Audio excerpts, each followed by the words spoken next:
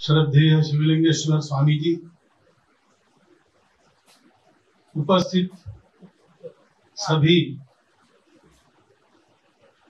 मैं जनजातीय और अन्य ऐसे बोल सकता हूं, लेकिन हम सब एक ही हैं, इसलिए हम सब सज्जन और माता भगिनी ऐसे ही कहता हूं। आज मेरे लिए भी बहुत आनंद का दिवस है, क्योंकि कैसे आना होता है, किसी के बुलाने पर क्यों जाया जाता है, तो उसका कारण अपनापन है। तो शिवलिंगेश्वर स्वामी मलेशिया में थे, उनको स्वामी जी ने बुलाया, वो आ गए। ऐसे ही पिछले प्रवास में उन्होंने मुझे कहा कि मेरा मंदिर बन रहा है, जुलाई में इस तारीख को आपको आना है। तो कार्यक्रम तो पहले ही बन गया था मेरा, परंतु थोड़ा इधर उधर करके एक दिन मैंने सोचा दिल्ली से अगरतला जाएंगे, अगरतला से वापस दिल्ली जाएंगे। क्यों जाएंगे? इसलिए जाएंगे कि अपने लोगों ने बुलाया है। अपने देश में इतनी सारी भाषाएं हैं, इतने सारे पंथ संप्रदाय है, जाति उपजाति है, खान पान रीति रिवाज सब कुछ अलग अलग है, परंतु एक बात है, ये सब होने के बाद भी हम सब में अपनापन है। हर भाषा पंथ संप्रदाय में भारत की चिंता है, हर भाषा संप्रदाय में अपनी सनातन धर्म संस्कृति का गुणगान है, और आज भी लोगों का आचरण उसी के अनुसार होता है। और हमारे देश के लोगों की ये जो अपनत्व की भावना है, वो केवल अपने भूगोल तक सीमित नहीं है,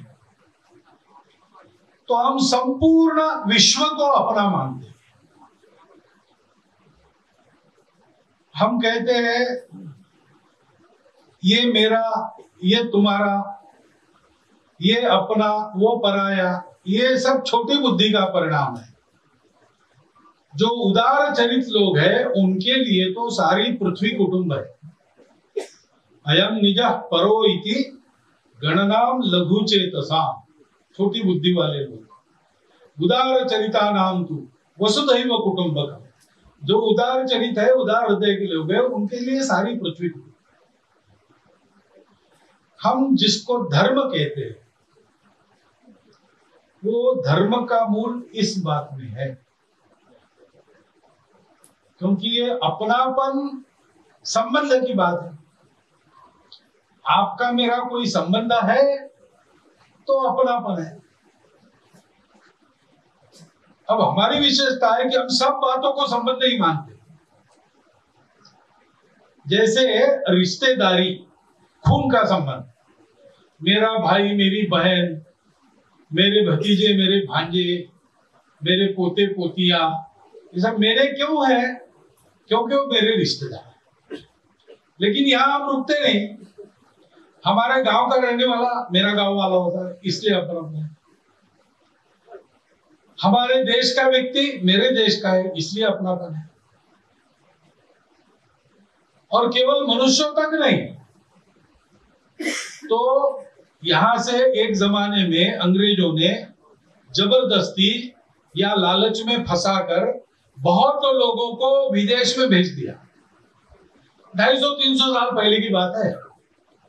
विशेषकर उत्तर प्रदेश और बिहार में बहुत लोगों को चुन चुन कर, क्योंकि वो लोकल लीडरशिप के लोग थे, अंग्रेजों को अपनी लीडरशिप खत्म करनी थी, तो ऐसे लोगों को जबरदस्ती या लालच में फंसाकर विदेश में ले गए और वहीं पर रख दिया। 300 साल पहले गए, तब से उसके बाद भारत आए नहीं हो। लेकिन उनको रामचरितमानस आज भी याद है। यहाँ से जाते समय एक पीपल का छोटा पौधा लेंगे, वो पौधा वहां लगा है, उसका आज वृक्ष हुआ है, उसको देखते हैं और अपने लोगों की याद। तो पेड़ पौधों में, पशु पक्षियों में, सब में ये अपनापन देगा। इस प्रकार की बात हमारा व्यक्ति करता है, क्यों? तो उसके मूल में एक सत्य है, जो सनातन धर्म का सत्य है। वो सत्य ऐसा है कि सब में एक ही है, जो अलग अलग दिखता है वो एक का ही रूप है, और इसलिए कोई अपने लिए पराया नहीं। दुनिया में और किसी के पास ये धर्म नहीं है तो अपने पास, यही सनातन धर्म है। उस सनातन धर्म की रक्षा के लिए भारतवर्ष, जो सनातन धर्म पूरी दुनिया में एक ही को देखने की शिक्षा देता है, जो मेरे अंदर है वो सर्वत्र है। बाकी सारी दुनिया आप अलग दिखते हो तो अलग हो ऐसी मान के, आपकी भाषा अलग है, आप मेरे से अलग हो, आपका देवी देवता अलग है, आप मेरे से अलग हो, मैं आपको कन्वर्ट करूंगा, नहीं तो आपको समाप्त कर, आपका खान पान रीति रिवाज अलग है, आप मेरे से अलग है। सब बातों में अलगाव देखने की प्रवृत्ति चारों ओर में है, और हमारे यहां सब बातों में अपनापन देखने की प्रवृत्ति। अपनापन देखने की प्रवृत्ति से दुनिया का भला होता है, अलगाव देखने की प्रवृत्ति से दुनिया में झगड़ा बनता है, कलह होता है, शोषण होता है, अन्याय होता है, युद्ध होते हैं, पर्यावरण की हानि होती है। इसलिए सनातन धर्म की सबको अपना मानने की प्रवृत्ति जो धर्म है, उसकी रक्षा के लिए भारत का निर्माण हुआ। तो हम क्यों जीते हैं? हम धर्म के लिए जीते हैं। हमको बलिदान क्यों करना है? धर्म के लिए करना है। 5124 वर्षों पूर्व महाभारत हुआ। त्रिपुरा का महाभारत से संबंध है ही, तब से हम चले आ रहे। उस महाभारत के गठन के बाद उसके अंतिम श्लोकों में 5 श्लोक व्यास महर्षि जी ने लिखे। उसमें उन्होंने यही कहा है कि जीवन में सुख दुख के खेल को भूल जाओ, रिश्ते नाते बनते हैं, बिगड़ते हैं, लोग अपने हैं, बिछुड़ जाते हैं, दुनिया में आते हैं, जाते हैं, इसके शौक में फंसो मत, धर्म के लिए जियो। हर्षस्थान सहस्राणि भयस्थान शतानि, आनंद के 1000 अवसर आते हैं, भय लगता है, दुख होता है, 100 सैकड़ों अवसर आते हैं। दिवसे दिवसे मूढ़म आविशन्ति न पंडिता, माता पितृ सहस्राणि पुत्रदान शतानि च संसारेषु अनुभूतानि यान्ति अस्यन्ति चापरे। ये अपने रिश्ते इस जन्म में है, अगले जन्म में कौन क्या है पता नहीं, ये चलते रहता है, सुख दुख आते रहते हैं। लेकिन कहते हैं न जातु कामान न भयान न लोभान धर्मम त्यजे जीवितस्यापि। कोई अपना स्वार्थ पूरा करने के लिए अथवा किसी के भय से या किसी लोभ से अपनी जान को बचाने के लिए भी धर्म मत छोड़ो। क्यों? धर्म नित्य है, सुख दुख अनित्य है। धर्मो नित्यो सुख दुखेषु अनित्या, जीवो नित्यो हेतुरस्य त्वनित्या। जीव नित्य है, हम रहने वाले हैं, हमको जिसका पालन करना है वो धर्म रहने वाला है। सुख दुख आएंगे जाएंगे, जन्म के कारण जन्म के बाद की परिस्थिति बदलती रहेगी। और वो कहते हैं कि इमाम भारत सावित्री, ये महाभारत का सारांश है। इसका जो पठन करता है, इसका जो मनन करता है, इसका जो आचरण करता है, वो ब्रह्मरूप हो जाता है। और हमारा सौभाग्य है भारतवर्ष में ऐसा अपने आचरण का उदाहरण रखने वाले महापुरुषों की संख्या अगणित है। और हमको हमारे इस परिसर में ऐसे एक महान व्यक्तित्व का लाभ हुआ। शांतिकाली महाराज जी ने धर्म के लिए जीवन जिया, धर्म के लिए बलिदान किया। ऐसा उन्होंने क्यों किया? उन्होंने इसलिए किया कि जीवन जीकर बताना यह संतों का काम है। धर्म की चर्चा करेंगे तो सबके समझ में नहीं आती। धर्म का तत्व बड़ा जटिल होता है। तो संत कहते हैं कि हम इसलिए आते हैं वैकुंठ छोड़कर, स्वर्ग छोड़कर, शिवलोक छोड़कर, इसलिए भूमि पर आते हैं कि ये जो सब बोला गया है धर्म के बारे में, भगवान ने उपदेश किया है, ऋषि मुनियों ने उपदेश किया है, उसको हमको जीकर बताना है। मनुष्यों को बताना है कि इसका अर्थ क्या होता है, वैसा जीवन कैसा होता है। तो ऐसा जीवन का उदाहरण अपने सामने रखने वाले एक दीप स्तंभ का लाभ हमको भी हुआ। ये हमारा भाग्य है। और उस भाग्य के प्रकाश में उनके उपदेश को देखते हैं तो सही नजर आता है कि ऐसे ही होता है। आज आप देखेंगे तो क्यों महाराज को देखने पर लगा कि मैं यहां हूं? महाराज को अशोक सिंघल जी ने मदद करने का क्या कारण है? वो तो वहां थे दिल्ली में। महाराज जी के बुलाने पर मलेशिया का कार्यक्रम छोड़कर शिवलिंगेश्वर स्वामी जी यहाँ पधारे। क्या कारण है? बस कारण एक ही है, अपनापन। इसकी अनुभूति हम अपने हृदय में हमेशा करते हैं। साधने के द्वारा इसी को हम बढ़ाते तो भगवान दिखते। लेकिन उस भगवान का एक तत्वरूप जो अंश है अपनापन, वो हम सब में है। उस अपनेपन से सब लोगों की सेवा करना और उस अपनेपन पर कोई संकट ना आए, उस अपनेपन का प्रसार होता रहे, इसलिए अपने जीवन का भी बलिदान करें। हमको धर्म रक्षा करनी है। भारत का सनातन धर्म है जो सबको अपना मानता है और इसलिए पूजा किसी की कोई हो उसको चिंता नहीं है, वो कभी कन्वर्शन नहीं करता, क्योंकि उसको मालूम है कि सच्चे हृदय से सबको अपना मानकर कोई उपासना करता है तो जो भी उपासना करे एक ही जगह पहुंचता है, उनको पता है। लेकिन दुनिया में अपने वर्चस्व की इच्छा रखने वाले लोग रहते हैं, वो सब ऐसे काम करते हैं, जहां जाएंगे वहां बदलेंगे लोग, वहां क्या है, कैसा है, अच्छा है, खराब है, इसकी चिंता नहीं करें, जो है उसको बदलें। ऐसे संकट आते रहते। भारतवर्ष पर ये आक्रमणों का तांता लगा। क्यों लगा? कारण यही है। पहले तो संपत्ति लूटने के लिए लोग आए, सिकंदर जैसे।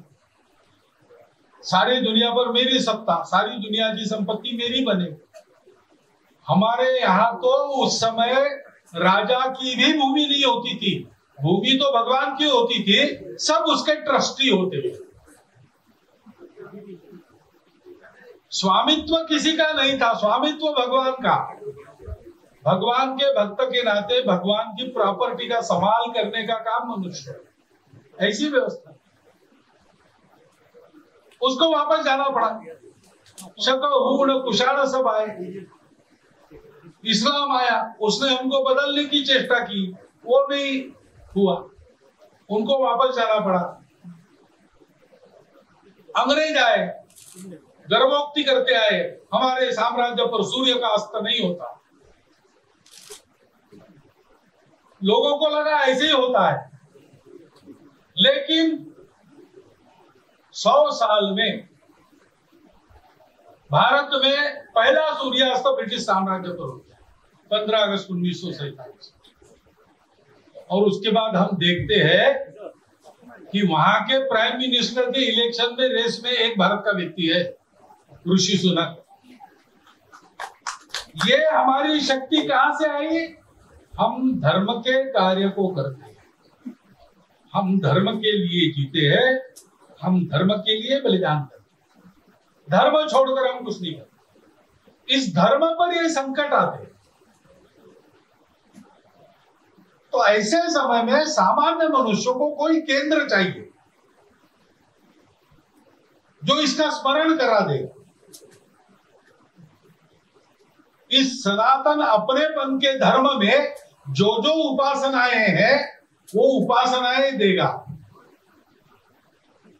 उन उपासनाओं के अलग अलग केंद्र भी बनेंगे, सभी उपासनाओं को बताने वाले केंद्र भी बनेंगे, लेकिन उपासनाओं के माध्यम से सब उपासना करने वाले इसी अपनेपन के धर्म को बताएंगे।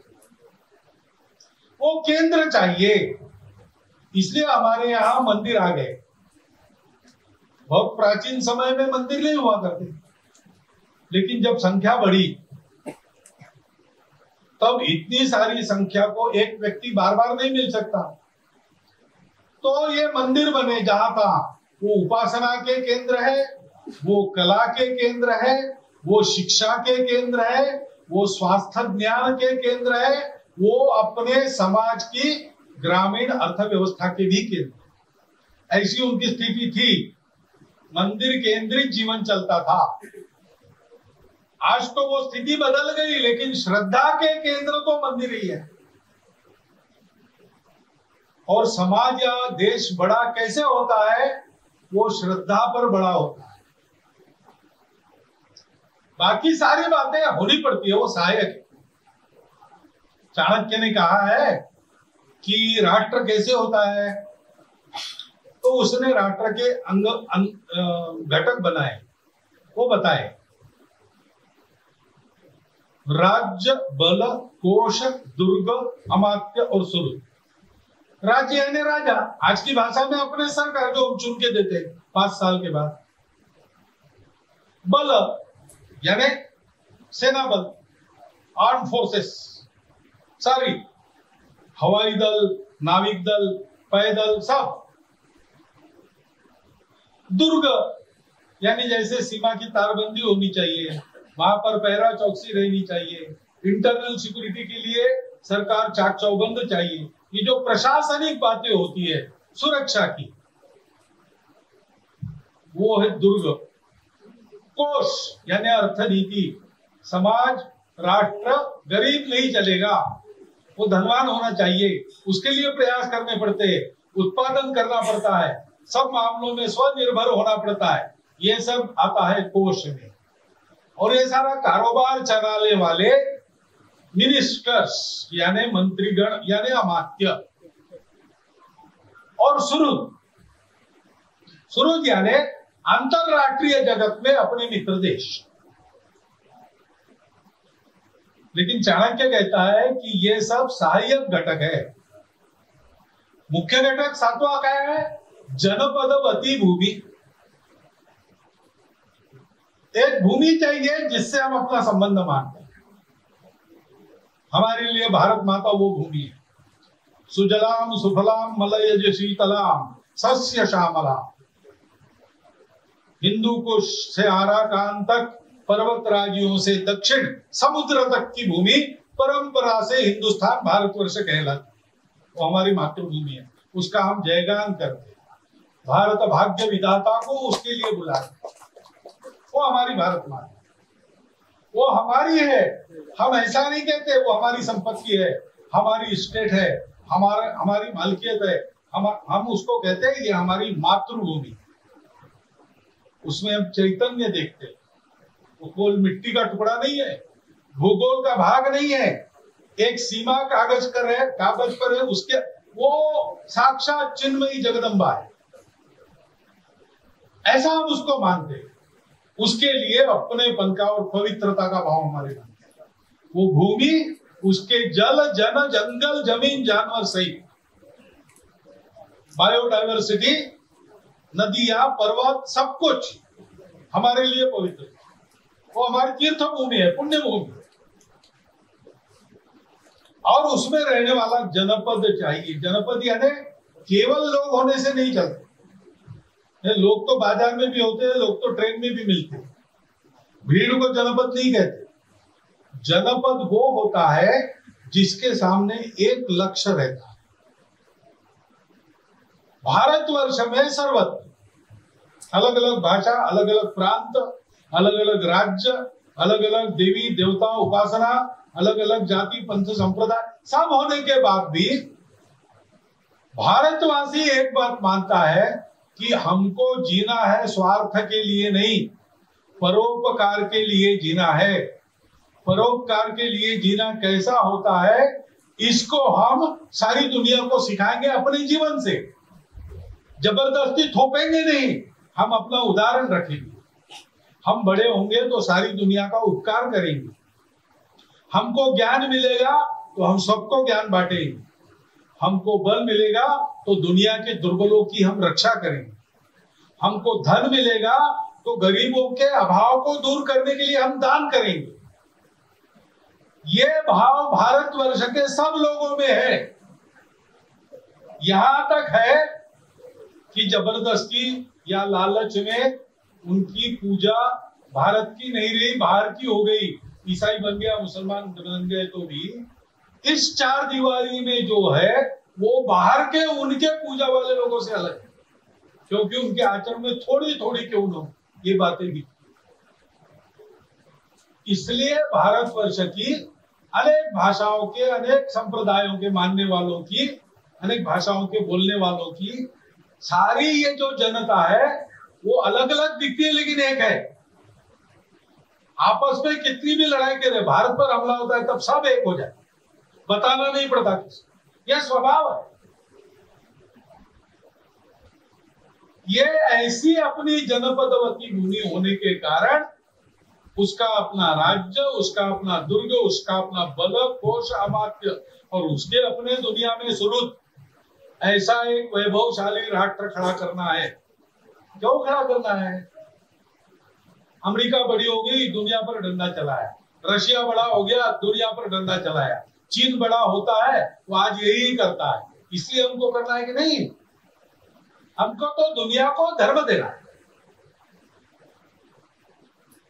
एकत्व के सत्य पर आधारित अपनत्व का धर्म। विश्व का हर देश जब भी दिग्भ्रमित हो लड़खड़ाया, सत्य की पहचान करने इस धरा के पास आया। भूमि या हर दलित को पुचकारती, हर पतित को उद्धारती, धन्य देश महान। ऐसा हमारा देश है। इस अपने कर्तव्य की याद देने वाले मंदिर अपने चाहिए। वो मंदिर जिनके मन में भक्ति है, ऐसे भक्तों ने चलानी चाहिए। उस मंदिर में अपने उपासना के आराध्य रहते, वो मंदिर उसके पीछे कोई ना कोई संत रहते जिनका ऐसा धर्म के लिए जीवन मरण का जीवन उदाहरण अपने सामने रहता। वो मंदिर अपने राष्ट्र जीवन को संवारते हैं, वैभव संपन्न बनाते हैं, बलशाली बनाते हैं। वो मंदिर हमारे अपने व्यक्तिगत जीवन को सात्विक बनाते हैं, सुख शांतिमय बनाते हैं। और इसलिए मंदिर बनाने की चेष्टा होती है और मंदिर बनते हैं। हमारे लिए एक आनंद का प्रसंग है, हमारे लिए एक पुण्य दिन है, पुण्य स्मरण का दिन है। जिनके पास सामर्थ्य था लेकिन कभी भी धर्म के तत्वों का उल्लंघन कर उस सामर्थ्य का उपयोग उन्होंने नहीं किया, ऐसे शांतिकाली महाराज। जिनको पता था क्या होने वाली है लेकिन वो भागी नहीं, गीता के उपदेश के अनुसार वो रण में खड़ी रही, फल की चिंता की है। ये सब अपने लिए उपदेश है, हमको कैसे जीना है उसकी बात। ऐसा जीते हैं तब ऐसे दिन देखते हैं। ये जीवन अपना अपने को कायम रखना है। तमिलनाडु हो या त्रिपुरा हो या बंगाल हो या केरल हो या उत्तर प्रदेश हो, कोई भी राज्य हो, समाज जब ऐसे जीता है तो सब कुछ ठीक होता है। समाज अगर भगवान को या सरकार को ठेका देकर चलता है तो काम नहीं होता। समाज में पहले ये चरित्र होना पड़ता है, उसके चलते वो सबको ठीक चला सकता है। जैसे कोई मालक सावधान है, जागरूक है, तो अपने सब कर्मचारियों से ठीक से काम लेगा। अच्छा है तो उनको भी न्याय करेगा। और मालक स्वयं आलसी है तो फिर नौकर क्या क्या करते पता है। वैसे समाज ने उत्पन्न की ये सारी व्यवस्थाएं वो ठीक चली, इसलिए समाज को सात्विक होना पड़ता है, आचरणकारी होना पड़ता है, जागरूक रहना पड़ता है। और उसमें ये जागृति, उसमें आचरण की शुद्धता, आचरण की सार्थकता, और उसमें इस प्रकार की एक आध्यात्मिकता बनाए रखने वाला मंदिर है जो आराध्य और संत इनके संयोग से बनता है। आज शांतिकाली महाराज जी के पुण्य स्मरण के अवसर पर आपको ये मंदिर मिला है। यहाँ आराधना उपासना तो चलेगी, लेकिन इससे समाज जीवन अपनत्व के आधार पर परोपकारी समाज जीवन बनेगा। ऐसा बनेगा तो जरूर बलशाली बनेगा। ऐसा बनेगा तो अपने सब साधनों का उपयोग करके वैभव संपन्न भी बनेगा और अपने वैभव के साथ दुनिया को सुख शांति का वैभव प्राप्त करा देगा। इस मंदिर के आज के प्रारंभ से ये नया पर्व अपने इस क्षेत्र के जीवन में खड़ा हो, ऐसी एक शुभकामना मैं आपको देता हूँ। महाराज जी ने प्रेम से ऐसे अवसर पर मुझे बुलाया, ये मेरा सौभाग्य है। उन सबका मैं धन्यवाद करता हूँ। आपको पुनः एक बार नमस्कार करके मेरे 4 शब्द समाप्त।